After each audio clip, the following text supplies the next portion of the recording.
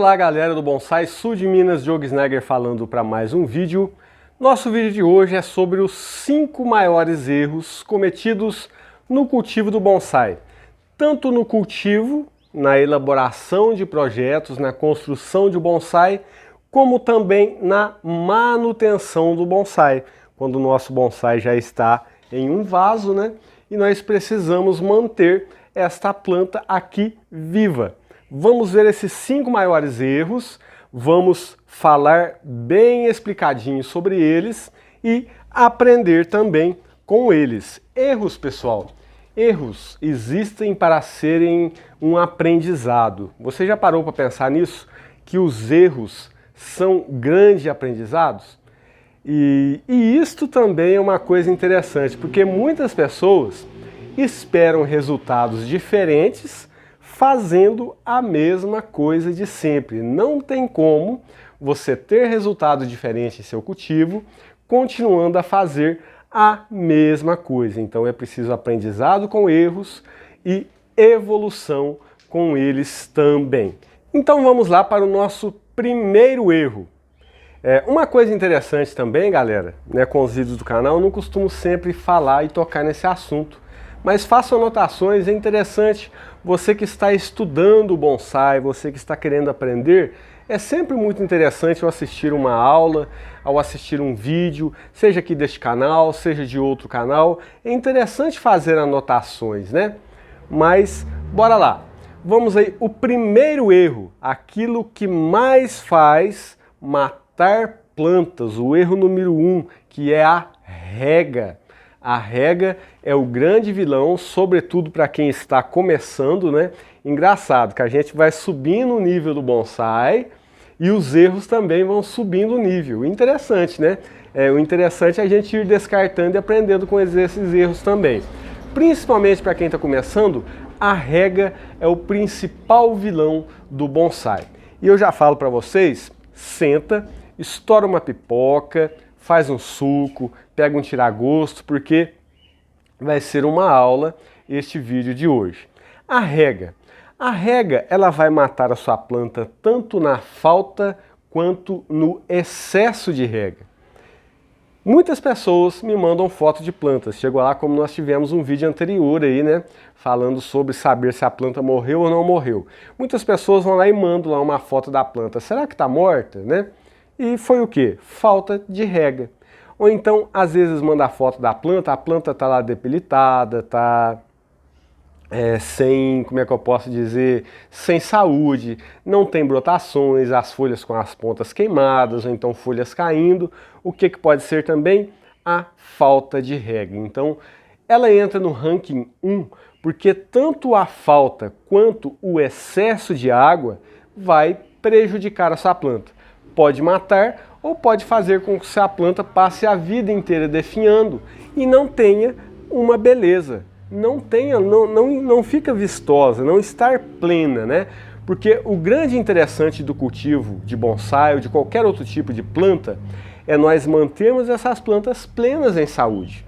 Este é o nosso grande objetivo, ter plantas plenas, porque para fazer bonsai, a gente, tanto para fazer intervenções na construção do bonsai ou na manutenção, a planta estando plena, vamos ser felizes sempre em todas as intervenções que fazemos. Agora a rega, ela não está sozinha nisso aí. A rega não está sozinha na água que a gente coloca aqui na nossa planta. Não é simplesmente regar. A rega ela está também associada ao substrato de nossa planta. Sim, galera, vamos ter uns vídeos legais aí sobre substrato, hein? Se preparem. A rega não está associada, né? Minha cabeça, galera, ela vai trabalhando. Eu começo a fazer o vídeo, não tem ensaios, tá? Para poder fazer esses vídeos aqui. Eu começo a falar e vou trabalhando, porque como que é feito os vídeos do canal aqui, tá vendo? Já saí tudo do tema, mas vamos lá. Como que é feito os vídeos do canal? Eu sempre faço esses vídeos aqui olhando para o meu eu do passado, pelo caminho que eu já percorri e as coisas que eu já aprendi. Certo? Então eu começo a falar, começo a fazer e começo a olhar o Diogo lá atrás aprendendo e às vezes olho o Diogo também aquilo que ele precisa aprender para o futuro. Então vamos lá, recapitulando, A rega não está sozinha nisso aí, ela está também associada ao substrato. Veja bem, a falta de rega. A falta de rega vai debilitar a sua planta vai perder as folhas, vai ficar feia, ok? E pode matar a sua planta. Vide o vídeo anterior que eu mostrei para saber se a sua planta morreu ou não morreu. E quando uma planta passa por um estresse de falta de rega, o que acontece? Ela vai perder folhas, eu tô com uma plantinha aqui, galera, só didática, tá? Ela vai começar a perder folhas. Às vezes as pessoas viajam, esquecem de regar as plantas, ou deixam algumas pessoas para poder cuidar e essas pessoas não cuidam direito, né? Pulam um vaso ali para poder regar. As plantas com falta de rega, as folhosas, elas começam a morrer de cima para baixo, ok? O que quer dizer de cima para baixo? Ela vai secando, as suas folhas começam a cair, elas murcham. O primeiro estágio é ela murchar. Depois desse estágio de murchar, a seiva começa a se retrair e ela vai secando os seus galhos primários. E se ela não for ali regada urgentemente, você vai perdendo cada vez mais essas estruturas, a começar pelos brotos mais novos, eles vão se secando. Quando acontece isso, essa rega precisa ser imediata. Eu posso pegar essa planta, ok, e submergi-la dentro de uma vasilha com água. Eu posso mesmo colocá-la dentro de uma vasilha com a água e deixá-la lá aproximadamente de 2 a 5 minutos para que haja uma hidratação profunda neste substrato aqui, ok? E eu posso também borrifar as minhas folhas ou regar as minhas folhas para hidratar também, porque a água não penetra na planta tão somente pelas raízes. As plantas também absorvem água de maneira, como é que eu posso dizer? Vou tentar explicar novamente. As plantas absorvem a água do substrato de maneira mecânica, mas a água também penetra nas plantas de maneira sem ser mecânica. Elas simplesmente penetram e hidratam a planta. Então peguei essa planta por estresse de água e vou deixá-la na sombra por alguns dias, até que eu veja que ela voltou ali a brotar. Não adube, tá? É interessante, nós vamos chegar numa dessas partes aí, já adiantei um dos erros, hein? Vamos chegar na parte do adubo, mas enquanto essa planta está doente se recuperando, não adube, até que você veja que a planta está estabelecida de novo. Como eu disse, rega ligada ao substrato. Porque um substrato bom, ele mantém uma umidade durante um certo tempo. Um substrato ruim, ele vai manter muita umidade um certo tempo também. Porque na rega, a minha planta, ela perde água por onde? Como que o meu substrato seca? Ele seca pela evaporação da água pelas folhas da minha planta, ok? E pela evaporação natural do substrato, pela troca de temperatura, vento também é uma coisa que seca muito, porque a planta transpira. Essa água ela vai ser transpirada pelas folhas. Repare uma planta que você retirou as folhas ou fez uma desfolha. O substrato vai permanecer úmido por muito mais tempo, porque não tem evaporação de água pelas folhas. Então essa evaporação de água vai ser pelo tempo mesmo ali, essa troca, né? Então, se o meu substrato é um substrato que retém muita água, vai acontecer o quê? A rega, ainda na rega, né? Essa rega vai prejudicar a minha planta por excesso de água. Da mesma maneira que a falta de água prejudica, o excesso prejudica ainda mais a minha planta. Por quê? O excesso vai criar micro-organismos nocivos, bactérias nocivas que vão o quê? Atacar as raízes das minhas plantas. Dentro do vaso da minha planta, É um mundo, galera, é um mundo dentro do vaso da minha planta. E eu preciso fazer com que este mundo seja parecido com o mundo que a minha árvore vive lá na natureza, com uma microfauna benéfica, ao invés de uma microfauna maléfica. Então, um substrato que vai se manter úmido durante mais tempo, o que vai acontecer? A minha planta vai começar a se debilitar. Ela começa a não crescer como deveria crescer. Poucas folhas, pouca perca de umidade, pouca evaporação. A umidade aqui vai começando a aumentar. Os bichinhos do mal começam a se multiplicar, começa a atacar as raízes, a minha planta começa a se debilitar ainda mais. Aí começa esse ciclo até a minha planta pode ser que não morra, mas ela vai de mal a pior, ok? Então o excesso também é algo ruim. Por isso que a água está nitidamente ligada ao substrato, porque se elaboramos um bom substrato para a nossa planta, vai haver este equilíbrio de umidade. Um bom substrato, ele retém uma certa umidade necessária, não vai haver excesso, ok? Então, erro número 1, arrega uma atenção para isso. Vamos agora para o nosso erro número 2. No final, tudo vai se casar, você vai ver. O erro número 2 no cultivo do bonsai, em vários outros meios de cultivo também, para você que gosta de plantas, o erro número 2 é o adubo. A adubação é o segundo vilão de erros no cultivo de qualquer planta. Tanto no excesso, nem tanto pela falta. Porque você sabia? Planta nenhuma vai morrer por falta de adubo. Planta nenhuma vai morrer por falta de adubo. Pega uma planta, qualquer planta, coloque ela na areia, areia pura, né? Porque a areia tem um pH neutro, não tem matéria orgânica, é neutra, simplesmente é neutra. Você deixa aquela planta ali, ela vai viver ali por 10 anos, 30 anos. Mas o que vai acontecer com ela? Ela não vai crescer, desde que não falte água. A falta d'água vai matar mesmo.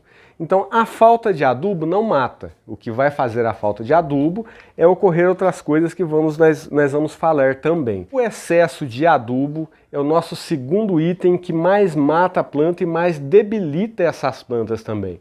Principalmente adubos químicos. Por quê? Tanto no cultivo, né, na feitura do bonsai, né, plantas que estão se desenvolvendo, tanto para plantas que já estão terminadas, porque nós temos aqui, em nosso canal e no meio do bonsai em si, nós temos dois tipos de públicos.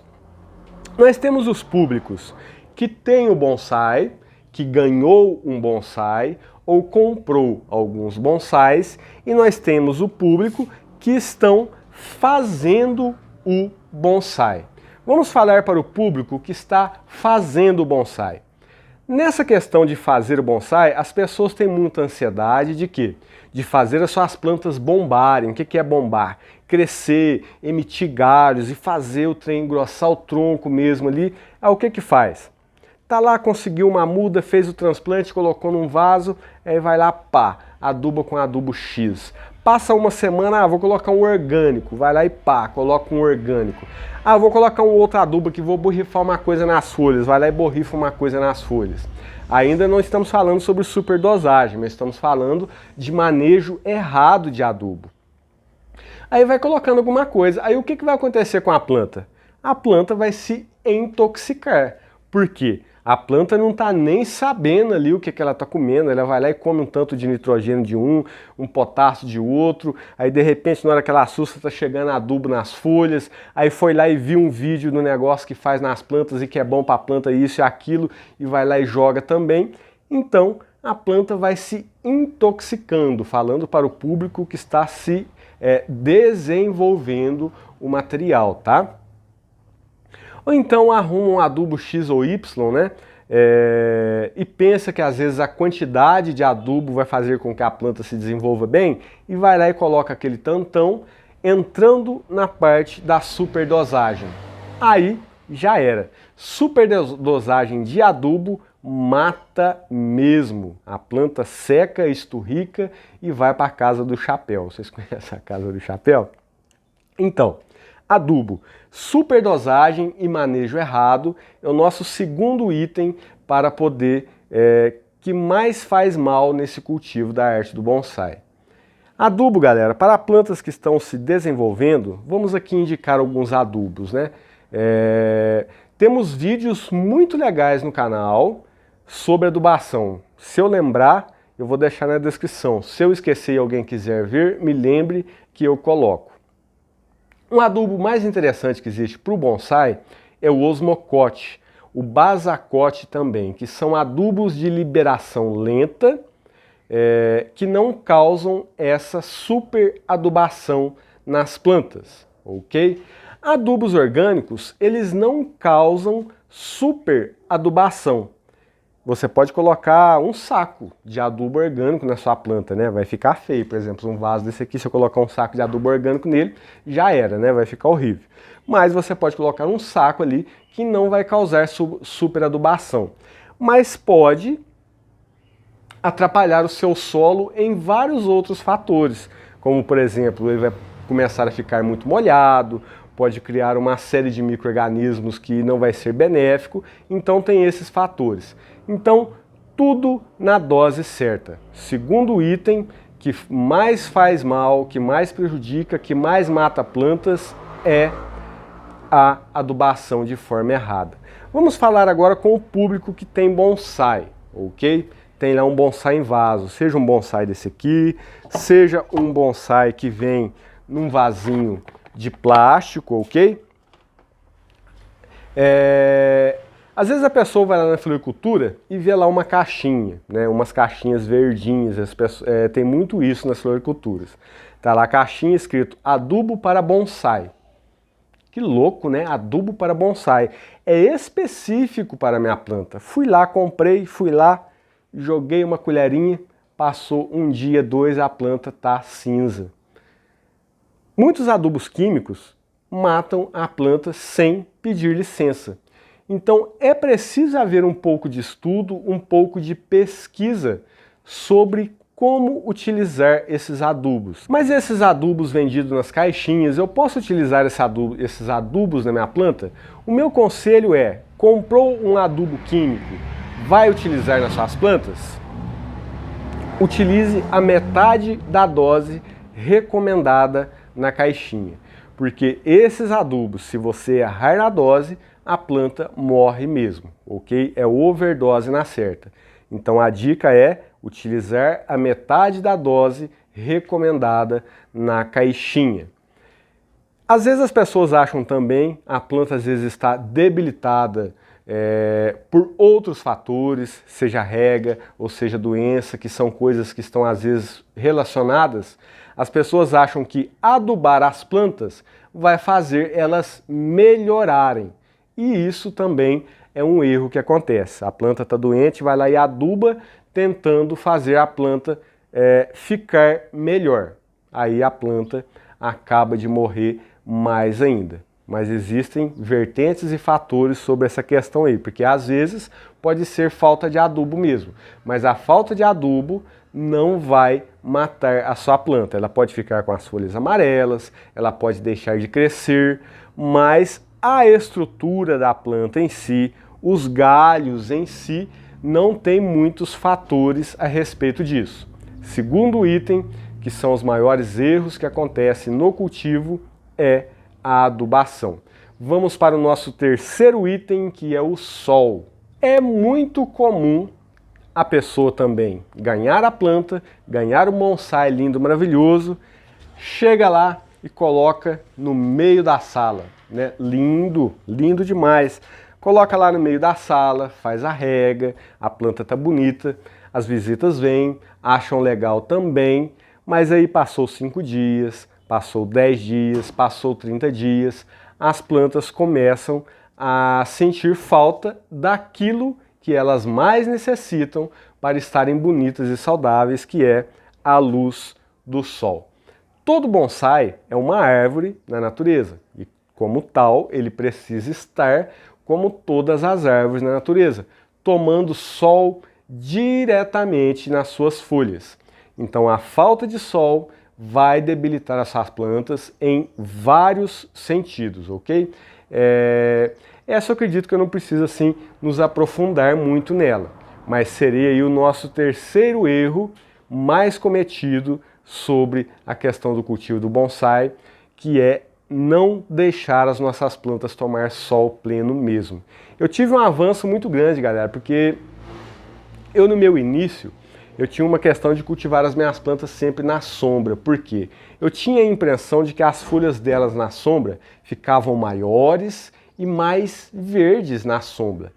E isso tem uma explicação. Por que as folhas ficam maiores na sombra? Porque na sombra elas precisam ficar maiores para absorver uma quantidade maior de luz. Se elas ficam no sol, as folhas ficam menores porque está tudo dentro do padrão que a minha planta precisa. Me lembro certinho quando uma pessoa falou para mim: pegue as suas plantas e coloquem todas elas no sol, sem medo. E foi o que eu fiz. No sol as plantas se ramificam melhor, na sombra muitas vezes só crescem aquelas varas longas, às vezes você poda, só sai um outro galho longo também, não existe ramificação. O sol também pode matar várias pragas que pode acontecer na sombra, né? Porque um ambiente escuro, um ambiente sem luz direta do sol, um ambiente propício também para o aparecimento de muitas doenças, de muitos fungos também nas folhas. O sol já age ali nas folhas, eliminando ou evitando vários desses tipos de problemas que podem aparecer nas folhas. Então, bonsai nós cultivamos no sol. Posso levar meu bonsai para dentro de casa? Pode, por um período de 5 dias, um final de semana. Quer enfeitar algum canto da sua casa ou quer passar um tempo com o seu bonsai no seu quarto, ou quer ficar lá olhando ele. Desde que esse ambiente seja eliminado, você pode deixar lá 5 dias essa planta na sua casa. Você pode ter lá o seu cantinho. Você pode fazer essa troca também. Cada semana você coloca um bonsai por 5 dias dentro de casa, mas ele vai precisar voltar para o sol e permanecer por um tempo no sol, sem essa questão, 5 dias dentro de casa e 5 dias no sol. 5 dias dentro de casa e 5 dias no sol, não pode. O que pode, vamos supor, é 5 dias dentro de casa e 30 dias no sol. Esse seria o interessante para a sua planta. No nosso quarto erro, nós vamos falar das intervenções, né? Aí eu acredito que nós já entramos mais na parte da construção do bonsai do que na manutenção. Porque quando nós estamos construindo o bonsai, nós temos pressa, né? Principalmente quem está começando. Vai lá e pega uma muda e planta no vaso, sai um brotinho, vai lá e corta. Sai outro broto, vai lá e corta. Ou então a planta está lá toda ramificada, vai lá e faz uma desfolha. Aí vai lá e faz uma adubação. Aí fala, vou fazer um transplante com uma poda de raízes. Vai lá, pega a planta, faz um transplante, faz uma poda de raízes, a planta brota, vai lá e faz uma desfolha. Quem nunca, né? Principalmente quem está começando. Isso acontece demais. Esse excesso de intervenções não vai fazer com que o seu processo de feitura se adiante. Não vai fazer. O excesso de intervenções não vai fazer com que você chegue lá mais rápido.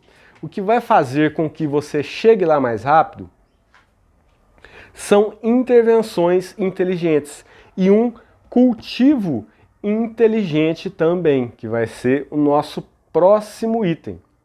Neste aspecto das intervenções entra muito uma frase que eu gosto muito, né? As pessoas querem apenas alcançar o resultado final sem se aprofundar no raciocínio de estudo. Todo mundo que está começando, e isso é extremamente natural. As pessoas que estão começando olham as plantas na rua, olham as árvores da natureza, olham aquilo, já começam a imaginar bonsai, já começam a imaginar como que isso vai acontecer nas plantas dela. É extremamente natural. E este caminho do início, né, deste excesso de intervenções, ele é benéfico no ponto de aprendizado, porque as pessoas aprendem que as plantas têm reações quando nós intervimos nelas. Aí está o grande X, galera, o grande X da questão para quem gosta de fazer os seus materiais. Aprender como as plantas respondem nas intervenções feitas. Mas existe um prazo e um porquê em tudo isso. Toda intervenção que eu faço na minha planta precisa ter um porquê.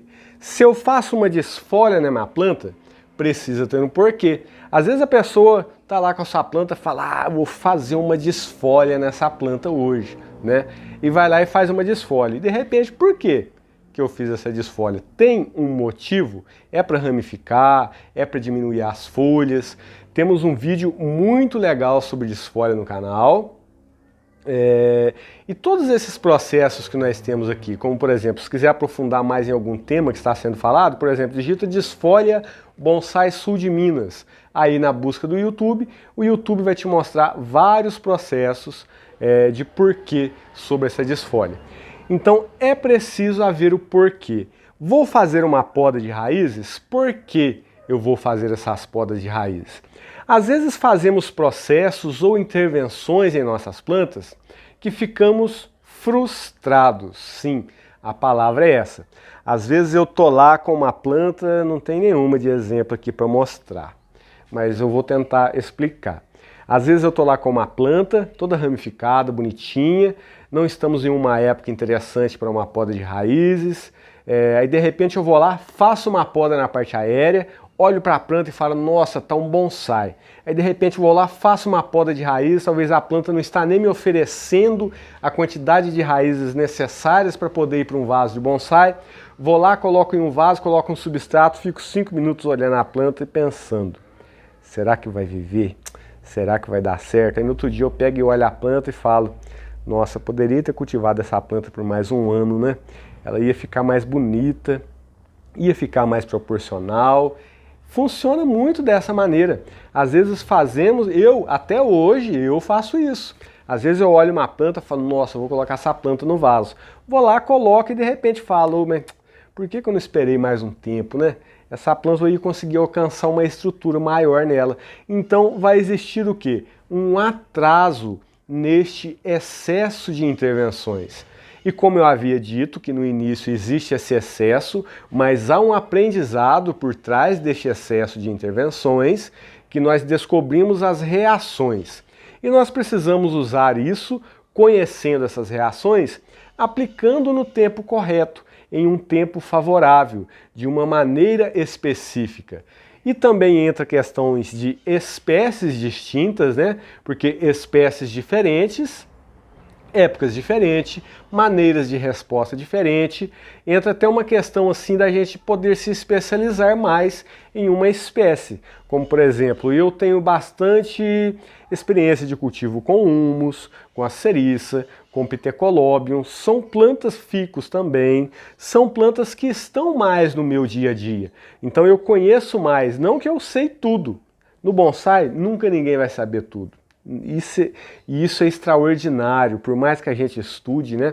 A nossa vida é muito curta quando olhamos para o bonsai. Isso é extraordinário. A gente quer fazer as coisas, mas a gente pensa, nossa, é tanta coisa para poder aprender, às vezes em uma única espécie. Temos pessoas muito experientes, né, no bonsai, que conhecem os processos, conhecem as limitações e os pontos fortes e fracos de várias espécies. E é interessante também nós nos especificarmos em espécies distintas também. Então, as intervenções, o excesso de intervenções entra no nosso quarto, né?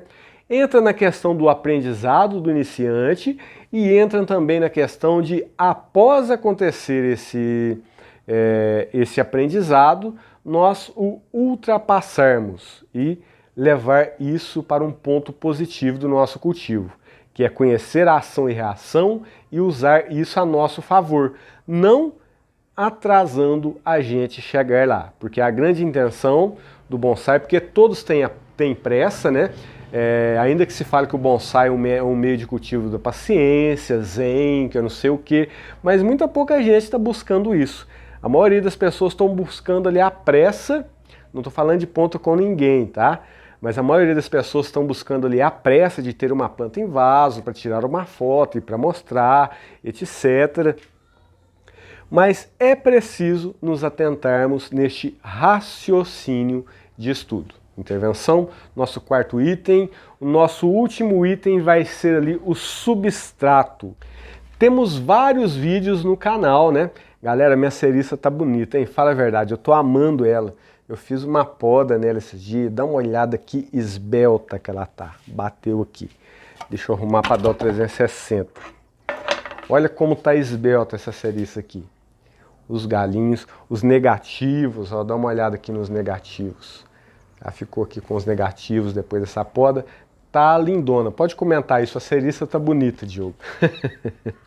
Mas então, vamos falar sobre substrato, né?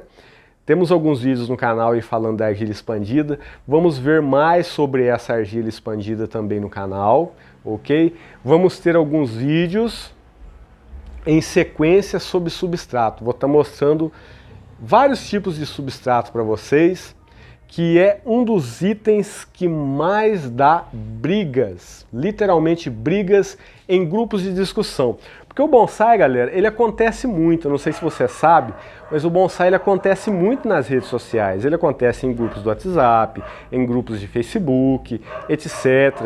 E tem lá as pessoas em canais do YouTube, o bonsai está acontecendo aí, pessoas partilhando, pessoas impondo a maneira de ser, a maneira de não ser, e é preciso se encontrar nesse sentido. É preciso encontrar o sentido do bonsai para você. E o substrato é uma coisa que gera muito briga, porque substrato bom, qual que é o substrato bom? É o substrato que dá certo para você, ok? Mas em que ponto que isso chega a ser erro? É preciso ter um substrato que vai me favorecer o cultivo. Um substrato que vai fazer com que a minha planta viva e se desenvolva de maneira interessante. Porque muitas e muitas pessoas mandam fotos de plantas para poder ver, mandam fotos de plantas para poder analisar, aí às vezes o primeiro olhar, né, principalmente de pessoas que recebem fotos de plantas, vai lá no vaso, o substrato que a pessoa está utilizando. Porque se o seu substrato não for um substrato aerado, que traga drenância, que favoreça esse desenvolvimento da planta, o seu caminho vai ser um caminho de muito sofrimento no bonsai. Por quê? O substrato vai fazer com que a sua planta tenha saúde e resposta para essa intervenção. E muitas pessoas cultivam plantas em substratos petrificados, substratos rígidos, substratos que às vezes vai fazer um transplante, a única coisa que vai encontrar dentro desse substrato é duas raízes, uma que vai para lá e outra que vai para cá, e tem dia que uma faz um cotovelo assim ainda, que não dá nem para fazer uma poda de raízes. O substrato vai fazer com que a planta crie raízes necessárias para ir para o vaso quando chegar a hora e fazer com que a sua planta também se desenvolva de maneira sadia.